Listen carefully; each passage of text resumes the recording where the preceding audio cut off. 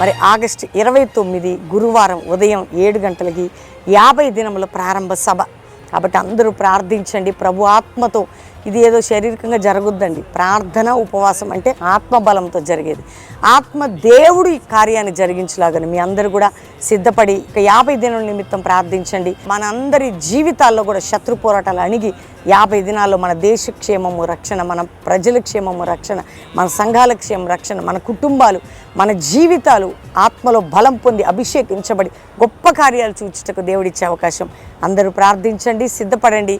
దేవుడు మిమ్మల్ని దీవించునుగాక. ప్రైజ్.